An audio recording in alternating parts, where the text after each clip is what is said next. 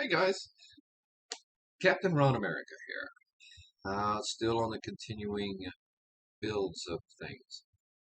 This is part of one of the new clip series, calling it The Shields of the Captain. Right now, working on the Red Guardian Shield, and basically I wanted to break down real quick on how it's going to be put together based on the first shield that I built some years ago. Um, Essentially, it found me a good satellite dish that was a lot larger than I needed, so I was able to cut down the correct size to match the same size as the Captain America shield that I got. Um, the one I built is actually about an inch or so less in size, so that's not what I made the overall circle diagram to base off of for the Red Guardian shield. I also went and got a 24 by 24 sheet of carbon steel uh, metal for the design element of the top of the Red Guardian shield. I'm going to cutting that out as one whole piece, and then basically that'll go over the dome of the shield. It's of the dish itself. So there'll be two layers. You'll have that on top of the other one. So it should look really nice, and it will be structurally more sound.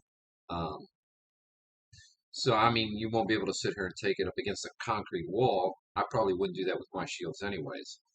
But you should be able to throw it. Should be able to, you know, take on a melee attack. Pretty substantial. Depends on how much you put into it. I'm not going to overbuild it like I did my first one because that one turned out to be 12 pounds. You can't even throw it maybe 30, 40 feet. And I've been throwing them for a while, so I've got this. I feel like I've got the strength to give it a good throw.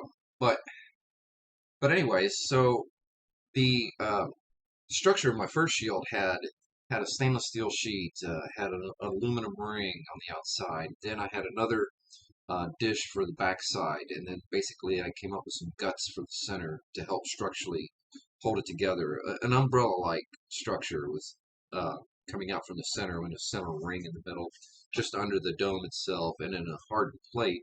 Um, All together, it's a pretty good melee. It's protection device, or it's a good melee weapon, for that matter, because it's definitely durable. So painting it the regular color, it looks like it's only going to need a red for the star, and I'm not sure if kind of silver or something like that, or an aluminum. Or I was thinking of just basically going to sand it down and polish all the metal, and then just clear coat it after I spray the star red, um, and then basically it'll be protected a little bit from rusting and stuff like that. Now, of course, down the line, if you decide that you want to add more color to it, of course, just sand it down and repaint it. Uh, but just a note, it's been fun building these things. It really has. Doing this and then sending it overseas to some random person, I think it's just doing the same thing, having a good time and creating things and seeing what you can do with them. And it's been fun playing with these things. Uh, you learn a little bit, just mind you, besides the fun part, you still learn how to manipulate materials. You learn how to assemble things in a new way, maybe get some more usefulness out of something by repurposing the way you put some things together. Now, I do that with a lot of things, so you can see that in some of my other video clips that I have in my channel, where I just simply have taken random things like parts out of an old VCR, for instance, because of some of the way that the arms and the way that things are minimalized in there so that they can move. Turns out that those little pieces actually help with, like, say, with the Iron Man helmet, hinges and stuff like that, where you have minimal space and you have to figure out how to articulate objects and stuff like that to get them to move in a minimal environment. All right, so hopefully that should explain everything that I've got so far. So you'll look forward to a video, to an update video when the shield is built.